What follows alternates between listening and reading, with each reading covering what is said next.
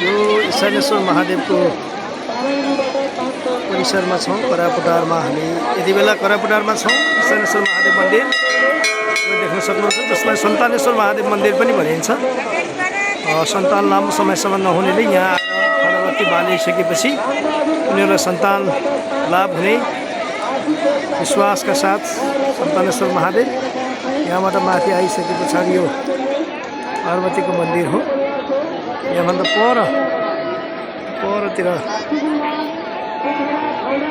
गणेश मन्दिर छ, देख्न सक्नुहुन्छ। यो भव्य तामझामका साथ शिवरात्रि उत्सव चलिरहेको छ। यता तपाईँ देख्न सक्नुहुन्छ 108 धाराहरू रहेका छन्। 108 धारा